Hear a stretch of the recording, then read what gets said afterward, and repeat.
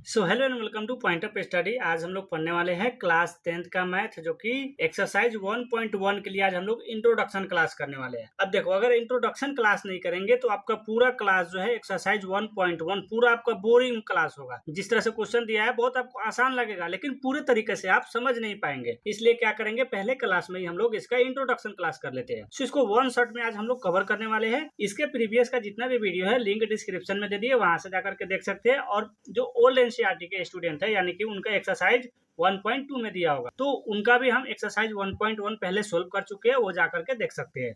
Link description में, वहां से जाकर के आप पूरे प्ले लिस्ट को फॉलो कर सकते हैं। हम लोग इसमें पूरा कंप्लीट मैथ को देखेंगे। चलिए, सो फर्स्ट में क्विक रिवीजन कर लेते हैं। सो क्विक रिवीजन में देखेंगे कि नंबर्स यानी कि संख्या कितने प्रकार के होते हैं। तो संख्या दो प्रकार के होते हैं यहाँ पे। पहला वास्तविक संख्या और दूसरा सम्मिश्र संख्या।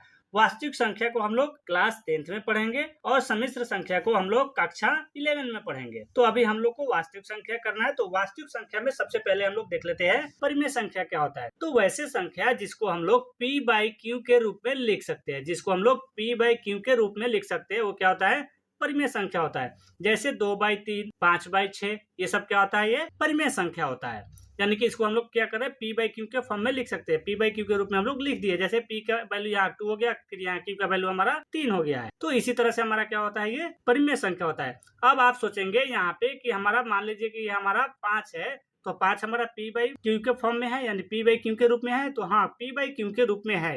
यहाँ पे हम क्या कर सकते हैं, इसका नीचे में एक लगा सकते हैं। तो ये क्या हो गया, हमारा P/Q के रूप का आ गया।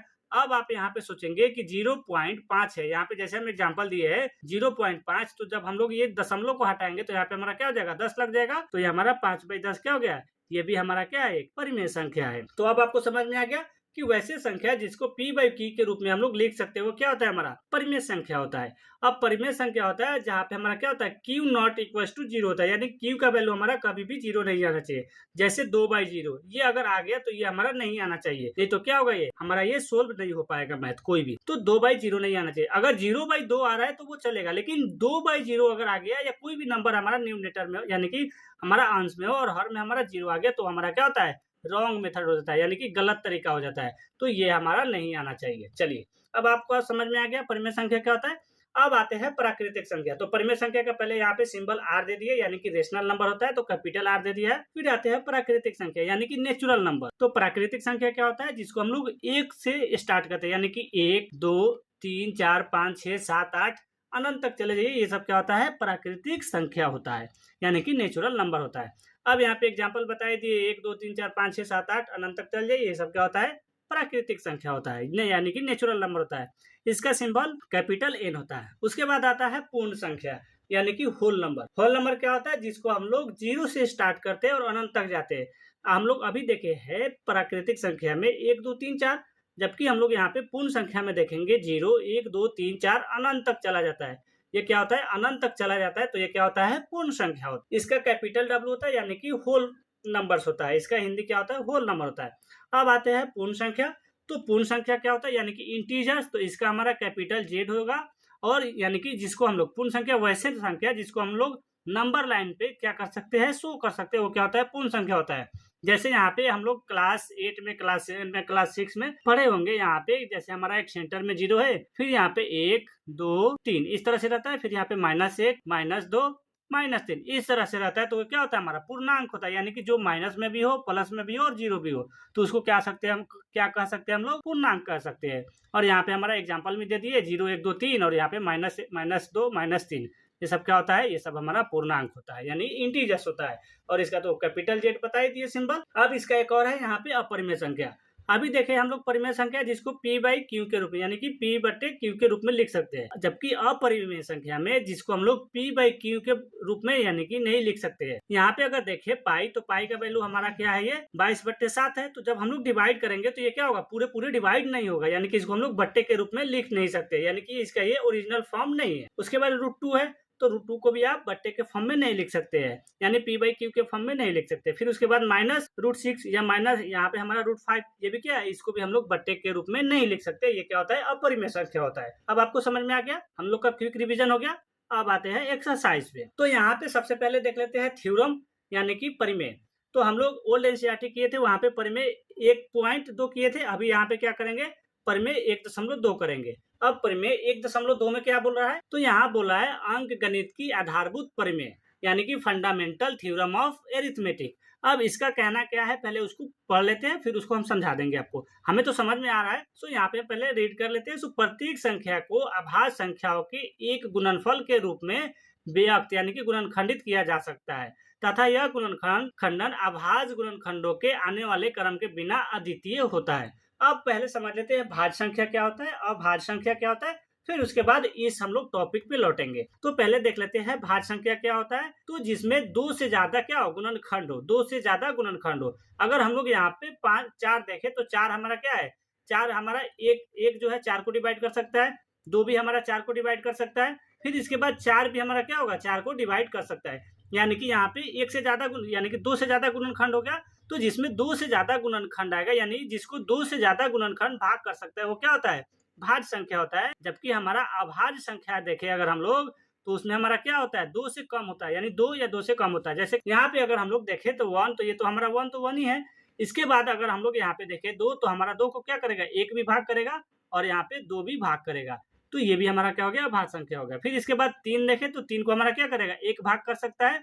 फिर उसके बाद 3 भी इसको क्या कर सकता है, भाग कर सकता है। यानी कि 1 या खुद का नंबर जिसको भाग कर सकता है वो क्या होता है, अभाज्य संख्या होता है। अब आपको समझ में आ गया भाज्य संख्या क्या होता है, भाज्य संख्या क्या होता है। अब आते हैं हमारा यहाँ पे इस थ्योरम पे, यानी 1.2 पे। तो इसका कहना यह है कि जितना भी हमें आप कितना भी भाज्य संख्या दे दीजिए, उसको हम क्या करेंगे, गुणनफल के यानी कि गुणनखंडित करके उसको क्या कर सकते हैं, अभाज्य संख्या के रूप में लिख सकते हैं हम लोग। अब फॉर एग्जाम्पल यहाँ पे देख लेते हैं। तो हमारा ये 30 क्या है, तो 30 हमारा यहाँ पे भाज्य संख्या है। 30 तो आपको मालूम है कि ये क्या है, भाज्य संख्या। अब क्या करेंगे, हम इसको अभाज्य गुणनखंड करेंगे। तो यहाँ पे अगर देखें हम लोग, तो यहाँ पे हमारा अगर ये 2 से भाग करें तो कितना होगा, 15 हो जाएगा। फिर उसके बाद हम लोग यहाँ पे अब 2 से हमारा भाग नहीं होगा, तो यहाँ पे हम 3 से भाग करेंगे तो कितना होगा हमारा, यहाँ पे 5 होगा। फिर उसके बाद 5 से हम लोग जब 5 को डिवाइड करेंगे, भाग करेंगे तो कितना होगा, 1 होगा। तो यानी कि 30 बराबर हमारे यहाँ पे 2 गुने 3 गुने 5 आया है। तो यानी कि अब जो भी भाज्य संख्या ले लीजिए, उसको जब हम लोग अभाज्य गुणनखंड करेंगे तो कितना होगा हमारा, इसका जो गुणनखंड होगा वो क्या होगा, अभाज्य संख्या होगा। जैसे 2 हमारा है, ये अभाज्य संख्या है, 3 हमारा क्या है, अभाज्य संख्या होगा, और 5 ये क्या है हमारा, अभाज्य संख्या होगा। उसके बाद बोला है अभाज्य गुणनखंडों के आने वाले क्रम के बिना अद्वितीय होगा। यानी कि आप पहले 3 को भी ले सकते थे, 5 को भी ले सकते थे। जैसे कि यहाँ पे 30 था तो हम पहले 30 से भी डिवाइड करता तो यहाँ पे हमारा 10 आता, फिर 2 से करता तो यहाँ पे हमारा 5 आता। या हम यहाँ पे क्या कर सकते थे, डायरेक्ट 5 से भी डिवाइड कर सकते थे हम लोग इसको। अगर 5 से 30 को भाग करते तो यहाँ पे हमारा कितना होगा, 6 आता। फिर उसके बाद अगर हम लोग 3 से करते तो यहाँ 2 आता। इस तरह से भी इसका जो क्रम है, यानी कि इसका जो हमारा क्या है क्रम है, वो हम लोग इसको आगे पीछे लिख सकते हैं। लेकिन ये क्या होगा, अभाज्य संख्या होगा। तो आई होप आपको समझ में आ गया परिमेय 1.2। अब आते हैं नेक्स्ट स्लाइड पे। तो नेक्स्ट स्लाइड पे हमारा दिया है HCF और LCM, यानी कि लसा और मसा। तो मसा पहले देख लेते हैं, फिर लसा देखेंगे। हाँ, सो यहाँ पे HCF दिया है, यानी कि हाईएस्ट कॉमन फैक्टर। तो संख्याओं में या क्या दिया है HCF में, तो संख्याओं में प्रत्येक उभयनिष्ठ अभाज्य गुणनखंड की सबसे छोटी घात का गुणनफल होता है। वहीं पे अगर LCM में देखें तो संख्याओं के संबंध में क्या होता है, अभाज्य संख्याओं के सबसे बड़ी घात होता है। HCF में क्या होता है, तो सबसे छोटी घात होता है, और LCM में क्या होता है, तो सबसे बड़ी घात होता है। अभी आपको समझ में नहीं आया होगा, हम क्या करते हैं, एक नंबर लेकर के इसको हम HCF निकालते हैं और LCM निकालते हैं। फिर वहां पे आपको पूरे एकदम क्लियर एकदम समझ में आ जाएगा। चलिए, तो यहाँ पे कोई भी एक एग्जाम्पल लेते हैं। पहले हम लोग 30 नंबर लिए थे, यानी कि 30 को ही ले लेते हैं। 30 और 40 को हम लोग क्या करते हैं, यहाँ पे HCF निकाल लेते हैं। तो HCF किस तरह से निकालेंगे, तो अभाज्य गुणनखंड विधि के द्वारा निकालेंगे। तो यहाँ पे 2 से जब करेंगे तो यहाँ हमारा कितना होगा, 15 होगा, जो कि अभी पिछले स्लाइड पे किए थे। फिर 3 से भाग करेंगे तो यहाँ पे कितना होगा, 5 होगा। फिर यहाँ पे हमारा 5 से 5 को भाग करेंगे तो कितना होगा, 1 होगा। फिर वहीं पे अगर 40 को हम लोग 2 से भाग करें तो यहाँ पे कितना होगा, 20 होगा। फिर हमारा 2 से भाग करेंगे तो 10 होगा। फिर 2 से करेंगे तो यहाँ पे कितना हो गया, 5 हो गया। फिर हम लोग 5 को 5 से डिवाइड करेंगे तो 1 हो जाएगा। अब यहाँ पे लिख देते हैं 30 बराबर कितना है, 2 गुने 3 गुने 5। इसके बाद हमारा 40 है, तो 40 बराबर कितना है हमारा, तो 2 गुने 2 गुने 2 गुने 5 हो गया। 1 को नहीं लिखेंगे, क्योंकि 1 को अगर लिखते हैं तो जितना भी हमारा होगा वो हमारा सेम नंबर आता है, इसलिए हम लोग 1 को नहीं लिखते हैं। जहाँ लिखने वाला होगा वहां पे लिखेंगे, जैसे हम लोग एक्सरसाइज में लिखेंगे यहाँ पे कहीं एक जगह पे। चलिए, अब यहाँ पे पहले HCF निकाल लेते हैं, यानी हाईएस्ट कॉमन फैक्टर। तो HCF निकालने के लिए क्या बोला है, यहाँ पे सबसे छोटी घात। अब इसमें देखेंगे जो नंबर दोनों में हो और जिसका क्या हो, घात सबसे कम हो। यहाँ भी हमारा 2 है, यहाँ भी हमारा 2 है। अगर इसका घात देखें तो हमारा इसमें कितना आया, 3 बार 2 आया, यानी कि 2 का पावर 3 हो जाएगा। और इसमें देखेंगे हमारा, तो यहाँ पे कितना बार आया है, 1 बार, यानी कि 2 का घात कितना हो जाएगा, 1 हो जाएगा। तो हम इसमें से क्या करेंगे, 1 2 को ले लेंगे। इसके बाद हमारा 3 है, इसमें 3 नहीं है, तो हम लोग HCF में नहीं लेंगे उसको। फिर यहाँ पे हमारा 5 है, यहाँ भी 5 है, तो दोनों का हमारा क्या है, घात 1 है, तो किसी एक को ले लेंगे, यानी कि 2 गुने 5 करेंगे, 2 गुने 5 करेंगे। तो यहाँ पे 2 गुने 5 करेंगे तो कितना होगा हमारा, 10 हो जाएगा। 2 5 10 होता है, यानी कि हमारा HCF क्या हो गया, 10 हो गया। वहीं पे अगर हम लोग LCM में देखें तो LCM में हमारा क्या होता है, तो LCM में इसका हम लोग सबसे बड़ी घात लेता है। जैसे हमारा यहाँ पे कितना है, 2 का पावर 3 था, तो हम लोग 2 का पावर 3 को लेंगे, यानी 2 गुने 2 गुने 2। इसके बाद हमारा यहाँ पे 3 है, जबकि हम लोग HCF में 3 को नहीं लिए थे, LCM में 3 को भी लेना पड़ेगा, तो गुने यहाँ पे 3। फिर इसके बाद हमारा 5 है, तो गुने 5। अब यहाँ पे हम क्या करेंगे, गुना करेंगे इसको। 2 दूना 4, 4 दूना 8, 8 3 का 24, और 24 पाँच कितना होता है, तो 120, तो यहाँ पे लिख देंगे 120। तो यहाँ पे हमारा 24 पाँच कितना होता है, 120, तो हम यहाँ पे क्या करेंगे, 120 लिख देंगे। ये हमारा LCM हो गया। अगर आपको नहीं समझ में आया होगा तो एक और तरीका से बताते हैं। यहाँ पे हम क्या करेंगे, अभाज्य गुणनखंड विधि के द्वारा हम इसको क्या करेंगे, गुणनखंडित कर लेंगे, और उसके बाद यहाँ पे लिख देंगे 30 बराबर इतना आया है, 40 बराबर इतना आया है। अब उसमें से हम जब HCF निकालेंगे तो सबसे पहले क्या करेंगे, हम दोनों को क्या करेंगे, एक एक जोड़ा निकालेंगे। तो 2 का हमारा एक जोड़ा निकल गया। फिर हमारा 3 नहीं है, तो 3 का जोड़ा नहीं बनाएंगे। यहाँ पे हमारा 5 का जोड़ा मिल रहा है, तो हम क्या करेंगे, 5 को निकाल, तो 2 गुनी 5 हो गया, हमारा HCF 10। इस तरह से भी आप कर सकते हैं। अब उसके बाद देखेंगे कि हमारा LCM में कि हमारा सबसे ज्यादा नंबर क्या है, 2 अगर है तो सबसे ज्यादा किस में है, तो हमारा 40 बराबर में देखें तो 2 गुने 2 गुने 2 3 बार आया है, तो इसको लिखेंगे हम लोग यहाँ पे, हो गया। फिर उसके बाद 3 है तो 3 को भी लिख देंगे, फिर 5 है तो किसी एक 5 को लिखेंगे, और गुना करके हम उसको आंसर लिख देंगे। तो अब आपको समझ में आ गया कि HCF कैसे निकाला जाता है, LCM कैसे निकाला जाता है। चलिए अब आते हैं नेक्स्ट स्लाइड पे। तो नेक्स्ट स्लाइड में दिया है यहाँ पे, एक पहले नोट देख लेते हैं। यहाँ पे किन्हीं दो पूर्णांक के लिए HCF AB into LCM AB equal to दिया रहे, तो A इंटू बी कर सकते हैं हम लोग। अब चलिए हम लोग जैसे पिछले जो क्वेश्चन लिया था हम लोग वही उसी को देख लेते हैं। तो पिछला क्वेश्चन क्या लिया था हम लोग, तो पिछला क्वेश्चन में हम लोग यहाँ पे लिया था 30 और 40 कि नहीं। तो इसका HCF कितना आया है, 10 दिया हुआ है कि नहीं। तो इसको हम लोग पहले सोल्व करके देख लेते हैं। तो इस फॉर्मूला के अकॉर्डिंग पहले हम लोग सोल्व करके देख लेते हैं। सो यहाँ पे अब करेंगे तो यहाँ पे हमारा 30 और 40 का जब हम लोग HCF निकाला था, तो यहाँ पे हमारा HCF इंटू LCM करेंगे। हाँ, तो इसी स्लाइड पे कर लेते हैं, HCF इंटू LCM। तो HCF गुने LCM बराबर दिया हुआ है A गुने B, यानी कि A क्या है, तो A बराबर हम लोग 30 मान सकते हैं और B बराबर हमारा 40। अब क्या करेंगे, हमारा HCF कितना दिया है, तो 10 दिया है, तो यहाँ पे 10 गुने, फिर हमारा LCM कितना है, तो 120 है, तो 120 करेंगे बराबर। हमारा A का वैल्यू कितना है, तो 30 है, तो 30 लिखेंगे। B का वैल्यू कितना है, 40 है। अब जब हम इन दोनों को यानी 10 इंटू 120 और फिर 30 इंटू 40 करेंगे, तो दोनों तरफ में हमारा क्या होगा, सेम नंबर आएगा। जैसे 10 इंटू 120 करेंगे तो यहाँ पे हमारा 1200 होगा। फिर अब यहाँ पे 30 इंटू 40 करेंगे तो यहाँ भी हमारा क्या होगा, 1200 होगा, यानी कि दोनों तरफ में हमारा इक्वल नंबर होगा, यानी कि दोनों तरफ में सेम नंबर होगा। तो अब आपको समझ में आ गया कि इसको किस तरह से जांच कर सकते हैं हम लोग। और कहीं पे हमारा मान लीजिए यहाँ पे HCF दिया है और LCM नहीं दिया रहेगा, और हमें बोलेगा कि अभाज्य गुणन विधि के द्वारा नहीं, हमें इस फार्मूला के अकॉर्डिंग करके दीजिए, तो उस फार्मूला के अकॉर्डिंग भी हम लोग नेक्स्ट स्लाइड पे करके देखेंगे। तो चलिए नेक्स्ट स्लाइड पे आते हैं। अब हम लोग यहाँ पे पहले हम लोग HCF निकाल लेते हैं इसका। तो इसका HCF निकालेंगे हमारा यहाँ पे अभाज्य गुणनखंड विधि द्वारा 96 और 404 का HCF ज्ञात कीजिए, और फिर इनका LCM ज्ञात कीजिए। सेम नंबर है यहाँ पे, जिस तरह से 30 और 40 का निकाला था, सेम उसी तरह से आप इसको HW के फॉर्म में ले लीजिए, और इसको आप बताइए कि इसका आंसर कितना आया है। कमेंट में भी बता सकते हैं या आप व्हाट्सएप पे भी बता सकते हैं, जो कि लिंक डिस्क्रिप्शन में पिन कर दिए, वहां से जाकर के डायरेक्ट व्हाट्सएप पर मैसेज कर सकते हैं। चलिए अब यहाँ पे हम क्या कर सकते हैं, एक क्वेश्चन बना लेते हैं। देखते हैं पहले हम क्वेश्चन बनाए हैं कि नहीं बनाए हैं। नहीं बनाए होंगे तो क्या करेंगे, ले लेंगे एक क्वेश्चन अपना से। चलिए नहीं है। चलिए अब आपको अब HCF और LCM निकालने आ गया। अब कहीं पे मान लीजिए कि आपको HCF नहीं दिया हो और LCM निकालना हो। जैसे हम यहाँ पे एक क्वेश्चन बनाते हैं, यहाँ पे क्या करते हैं, दिया है HCF किसका HCF, तो हम लोग 30 और 40 का निकाला था। 30, 40 का कितना दिया है HCF, 10 दिया हुआ है। हाँ दिया है। उसके बाद यहाँ पे हम लोग उसके बाद बोलेगा इसका क्या कीजिए, LCM निकालिए। तो LCM किसका 30 और 40 का LCM ज्ञात कीजिए। इस तरह से देगा तो हम लोग किस तरह से इसको फाइंड आउट करेंगे, यानी कि किस तरह से इसको सोल्व करेंगे। तो सबसे पहले देखेंगे इसमें क्या क्या दिया है। तो पहले लिख लेते हैं, दिया है क्या दिया है, तो उसको लिख लेते हैं। तो A बराबर हम लोग लिख सकते हैं इसको 30 को, और B बराबर 40 को लिख सकते हैं। तो यहाँ लिखेंगे A बराबर 30 और B बराबर कितना लिखेंगे, 40 लिखेंगे। हो गया। अब यहाँ पे हम लोग क्या करेंगे, तो यहाँ पे अब देखेंगे क्या दिया है एक और, तो HCF दिया है। तो HCF कितना दिया है, तो HCF बराबर कितना दिया है, 10 दिया है। अब यहाँ पे हमें क्या बोला है, LCM ज्ञात करने के लिए, तो हम इस फॉर्मूला को यूज करेंगे। तो यहाँ पे क्या करेंगे, HCF गुने LCM बराबर यहाँ पे क्या करेंगे, A गुने B करेंगे। तो हमारा HCF कितना दिया है, तो 10। गुने, एलसीएम नहीं दिया तो हम एलसीएम नहीं लिखेंगे, इसी तरह रहने देंगे बराबर। ए का वैल्यू कितना है तो 30 है, तो हम यहाँ 30 लिख देंगे, गुने 40 दिया है बी का वैल्यू तो 40 लिख देंगे। फिर यहाँ पे हमारा ये 10 जो है एलसीएम के साथ गुने के साथ है, तो हम इसको इस साइड भेजेंगे तो क्या होगा, हमारा भागा में हो जाएगा यानी कि डिवाइड में चला जाएगा। तो यहाँ पे हम एलसीएम बराबर 30 गुने 40 बट्टे यहाँ पे हम लोग 10 लिख सकते हैं इस तरह से।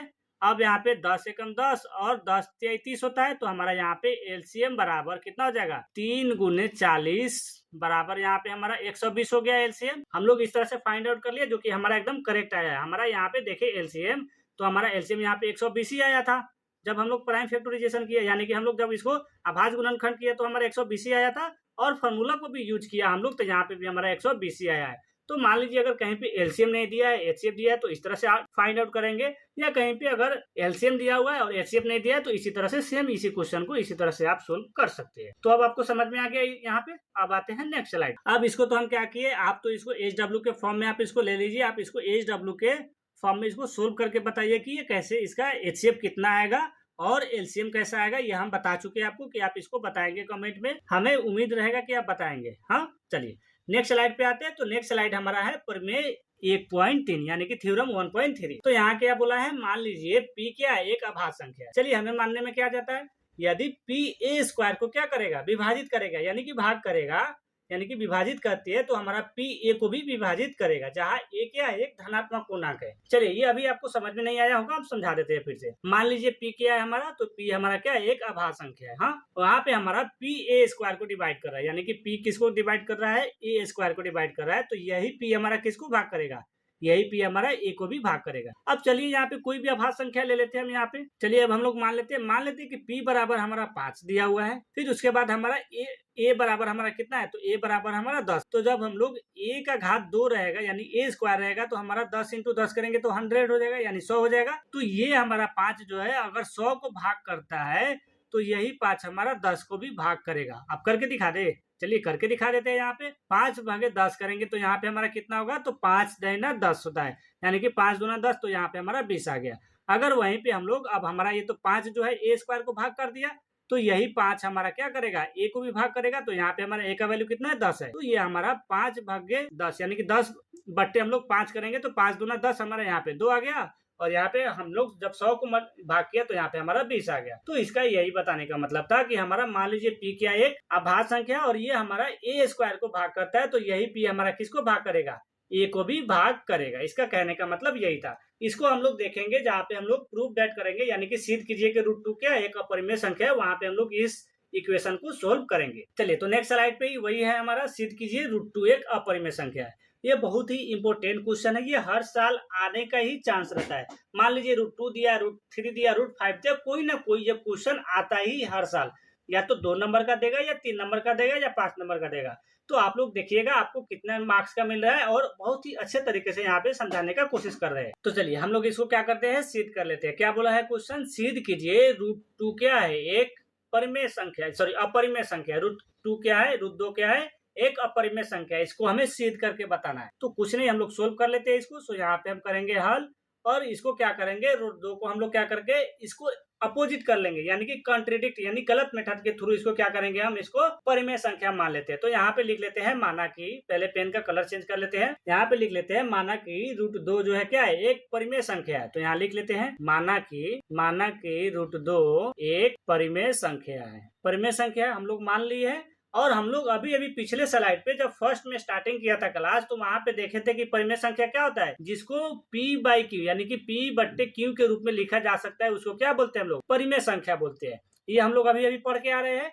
तो यहाँ पे अब हम क्या करेंगे, इसलिए हमारा क्या हो जाएगा, सो इसलिए हमारा यहाँ पे √2 बराबर यहाँ पे क्या हो जाएगा, P/Q हो जाएगा। और यहीं पे हम लिख देंगे ब्रैकेट में, जहाँ P और Q क्या है, सअभाज्य संख्या, यानी इसका एक के अलावा दूसरा कोई गुणनखंड नहीं है। तो यहीं पे लिख देंगे, जहाँ P और Q क्या है, ये सअभाज्य संख्या है, सअभाज्य संख्या है, तथा Q इक्वल्स टू तथा Q नॉट इक्वल्स टू 0। यानी कि हम बताए थे परिमेय संख्या में क्या होता है, Q नॉट इक्वल्स टू 0 होता है, यानी कि Q का वैल्यू क्या होता है, 0 नहीं होता है। ये हम यहाँ पे ब्रैकेट में बता दिए। अब इसके नेक्स्ट स्टेप करेंगे, हम क्या करेंगे, तो इसका हम दोनों तरफ में क्या करेंगे, वर्ग करेंगे।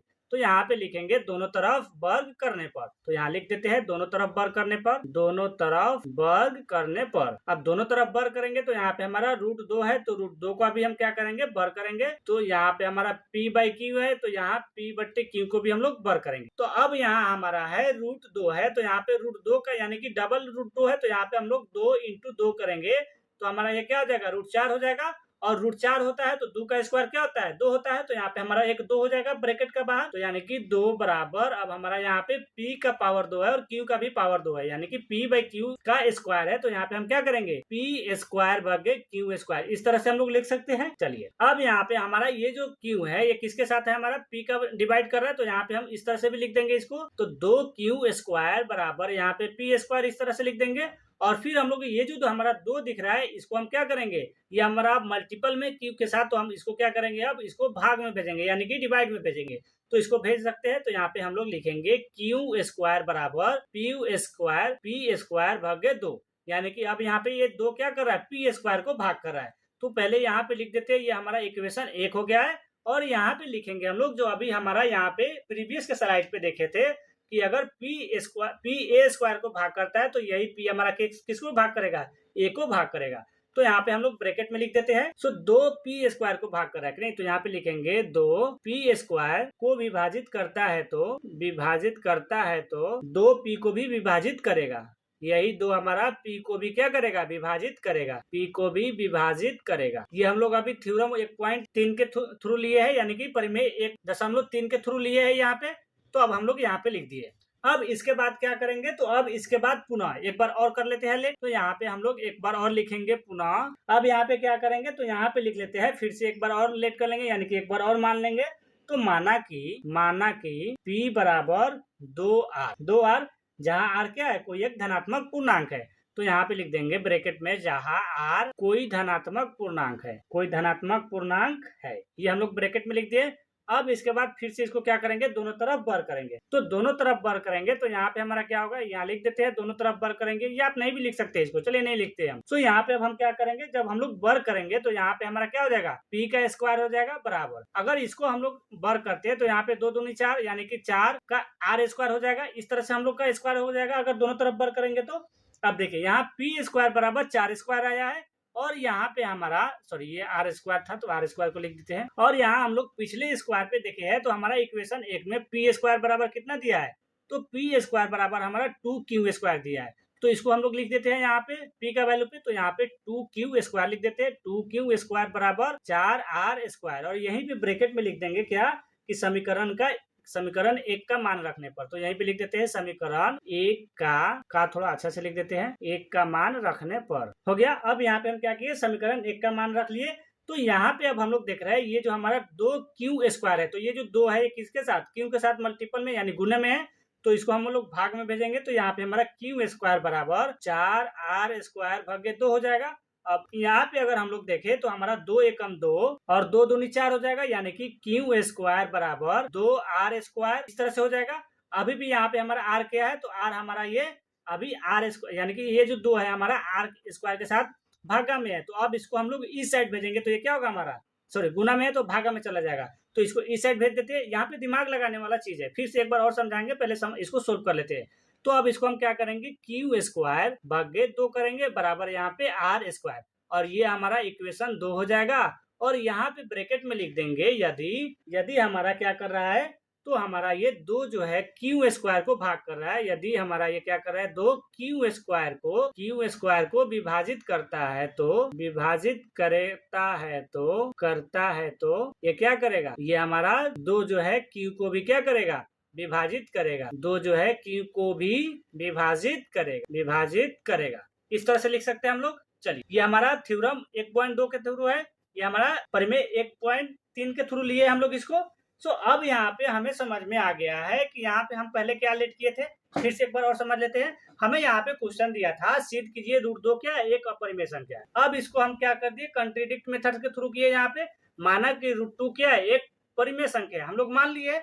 अब यहाँ पे जब परिमेय संख्या होता है तो हम लोग अभी स्टार्टिंग में पढ़ के आए थे कि परिमेय संख्या क्या होता है, p/q के रूप में होता है। तो यहाँ पे √2 बराबर क्या कर दिए, p/q किया। और वहां पे हम लिख दिए ब्रैकेट में जहां हमारा P क्या है, P और Q क्या है, स्वाभाज्य संख्या, यानी कि P और Q के अलावा यहाँ पे दूसरा इसका कोई भी गुणनखंड नहीं है, यानी इसका कोई भी दूसरा गुणनखंड नहीं है। चलिए इतना लिख दिया हम लोग। और तथा Q नॉट इक्वल टू 0, यानी इसका Q का वैल्यू 0 भी नहीं है। अब यहाँ पे हम दोनों तरफ वर्क किया इसको, तो दोनों तरफ वर्क किया तो हमारा यहाँ पे क्या हुआ, तो दोनों तरफ वर्क किया यहाँ पे, तो रूट 2 का वर्क किया, फिर यहाँ P/Q का भी वर्क। तो यहाँ पे जब वर्क करेंगे तो ये हमारा रूट का बाहर आ जाएगा, यानी 2 हो जाएगा। फिर यहाँ पे P² बटे Q², यानी P² बटे Q² हो जाएगा। फिर इसके बाद देखा हम लोग ये हमारा Q जो है क्या है, अभी भाग में यानी कि बट्टे में है, तो इसको हम लोग इस तरफ में भेजेंगे तो क्या होगा, हमारा गुना में जाएगा। तो यहाँ पे 2Q² बराबर P² हो गया, और इसको हम लोग इक्वेशन फर्स्ट मान लिया। और फिर इसके बाद हमारा ये जो हमारा 2 है अभी Q के साथ गुना में है, तो फिर से अब आपकी बार हम लोग यहाँ पे 2 को भेजेंगे। पहले हम लोग Q के भेजे थे गुना में, और फिर उधर से 2 को लाएंगे हमारा यहाँ पे आपकी बार भागा में, यानी कि बटा में। तो अब जब लाएंगे हम लोग यहाँ पे 2 को, तो हमारा यहाँ पे क्या हो जाएगा, P² के ये क्या कर रहा है, 2 भाग कर रहा है। जबकि हम लोग यहाँ पे लेट किया है कि जहाँ P और Q क्या है, स्वाभाज्य संख्या, यानी कि इसको कोई भी संख्या भाग नहीं कर सकता है। जबकि यहाँ पे देख रहे हैं P² को क्या कर रहा है, 2 भाग कर रहा है। तो इसलिए यहाँ पे लिखेंगे 2, P² को विभाजित करता है, यानी 2 जो है P² को विभाजित करता है, तो 2 जो है ये P को भी विभाजित करेगा। ये किसके थ्रू, तो परिमेय संख्या यानी कि परिमेय 1.3 के थ्रू ये क्या करेगा, भाग करेगा। चलिए अब यहाँ पे हम लोग नेक्स्ट में आते हैं। तो नेक्स्ट स्लाइड पे अगर हम लोग देखें तो नेक्स्ट स्लाइड पे सेम उसी तरह से एक बार और लेट किया यहाँ पे पुनः। तो पुनः माना कि P बराबर 2R, जहाँ R क्या है, कोई भी एक धनात्मक पूर्णांक है, इसको हम लोग यहाँ पे लिख दिए ब्रैकेट में। उसके बाद यहाँ पे फिर से हम दोनों तरफ में क्या किए, दोनों तरफ में हम लोग फिर से बर किए। तो जब बर करेंगे P को तो P² हो जाएगा। फिर उसके बाद 2R है, तो 2R को अगर बर करेंगे तो हमारा यहाँ पे 4R² हो जाएगा। अब फिर सेम इसी तरह से हमारा यहाँ पे 2Q², ये कैसे लाया, तो यहाँ अगर हमारा P² है, तो अगर पिछले स्लाइड पे चले हम लोग, तो यहाँ पे हमारा कितना है, तो इक्वेशन 1 में हमारा 2Q² बराबर P² है। तो यानी कि हम लोग P² बराबर 2Q² लिख सकते हैं। तो यहाँ पे हम लोग लिख दिए। तो यहाँ पे लिखे हैं 2Q² बराबर 4Q², और यहीं पे ब्रैकेट में लिख दिया है ये क्या है, समीकरण 1 का मान रखने, यानी कि ये जो 2Q² है क्या है, समीकरण 1 में दिया हुआ है P² बराबर। चलिए अब यहाँ पे हम लोग करेंगे, यहाँ पे तो ये क्या करेंगे, तो यहाँ पे हमारा जो 2 था, अब इसको हमारा ये मल्टीपल में था Q के साथ, तो इसको अब भाग में भेजेंगे यानी कि बटे में। तो हमारा यहाँ पे सिर्फ Q बचेगा, यानी कि Q² बराबर फिर 4R² भागे 2 करेंगे, 4R² भागे 2। अब यहाँ पे 2 एकम 2 और 2 दूनी 4। अब यहाँ पे हमारा Q² बराबर 2R², और ये हमारा इक्वेशन सेकेंड हो जाएगा। हो गया। चलिए अब इक्वेशन सेकेंड के बाद देखें, तो यहाँ पे हमारा ये जो 2 दिख रहा है, ये अभी R के साथ क्या है, गुना में है, यानी मल्टीपल में। तो इस साइड भेजेंगे तो ये हमारा भाग में यानी डिवाइड में जाएगा। तो यहाँ Q² बराबर 2 लिख दिया। ये आपको समझ में आ रहा होगा, ये है, बट आप ये मत समझिएगा ये Q है, हम इसी तरह से लिखते हैं, थोड़ा एडजस्ट कर लीजिएगा, ये A नहीं है, Q है। तो यहाँ पे Q² भागे 2 है बराबर यहाँ पे R² है। अभी पिछले स्लाइड पे देखा था हम लोग, ये पिछले स्लाइड पे क्या देखा था, तो यहाँ पे P² भागे 2 था, और फिर हम लोग यहाँ पे देखा कि अभी यहाँ पे क्या कर रहा है, Q² भागे 2, यानी कि हम लोग तो फर्स्ट इक्वेशन में ही यहाँ पे लिखे थे, जहाँ P और Q क्या है, स्वाभाज्य संख्या, यानी P और Q को कोई भी संख्या भाग नहीं कर सकता है। तो यहाँ पे देखा कि स्क्वायर को 2 भी भाग कर रहा है, और फिर यही 2 हमारा Q² को भी क्या कर रहा है, भाग कर रहा है, यानी कि हम जो यहाँ पे माने हैं वो हमारा गलत हो गया। तो यहाँ पे लिखेंगे हम लोग नेक्स्ट स्लाइड में। तो नेक्स्ट स्लाइड पे क्या लिखेंगे, तो नेक्स्ट स्लाइड में लिखेंगे समीकरण 1 व 2 में यह स्पष्ट होता है, समीकरण 1 व 2 से यह स्पष्ट होता है कि 2P और Q क्या कर रहा है, दोनों को विभाजित कर रहा है। ये जो 2 है ये क्या कर रहा है, P और Q दोनों को विभाजित कर रहा है। तो यहाँ पे लिखेंगे 2 जो है P और Q दोनों को विभाजित करता है, इसलिए यह विरोधाभास हो जाएगा, यानी कंट्रीडिक्ट हो जाएगा। इसलिए यह विरोधाभास हमारी गलत कल्पना के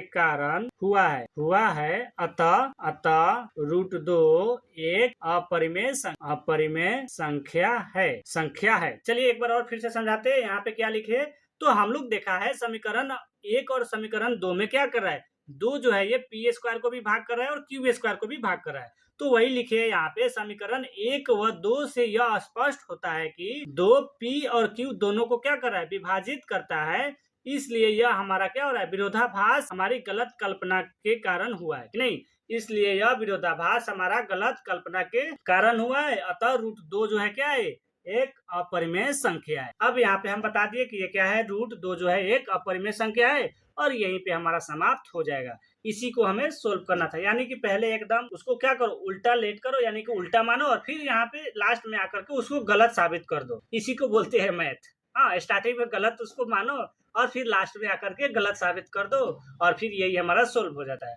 तो आई होप आपको समझ में आ गया होगा क्वेश्चन। इसके रिलेटेड जितना भी हमारा पार्ट है वो सबका लिंक डिस्क्रिप्शन में दे दिए और इस नोट्स का भी लिंक हम क्या किए, डिस्क्रिप्शन में दे दिए। अगर आप लोग चाहते हैं तो आप इसको भी सोल्व करके आप बता सकते हैं व्हाट्सएप पे कि सिद्ध कीजिए कि रूट 3 एक अपरिमेय संख्या है। इसको सेम इसी तरह से करना है, 2 के जगह पे 3 कर देना है और उसका स्क्वायर क्या हो जाएगा हमारा, उसका स्क्वायर हमारा यहाँ पे 9 हो जाएगा, जो कि उसमें हमारा 4 हुआ था तो इसका स्क्वायर 9 हो जाएगा। तो आप इसको अगर चाहते हैं सोल्व करके इस व्हाट्सएप पर भेज सकते हैं तो आप लोग भेज दीजिए, वहां से हम लोग चेक करके बताएंगे कि आपका आंसर सही है या गलत। तो चलिए फिर मिलते हैं नेक्स्ट क्लास में। Thank you.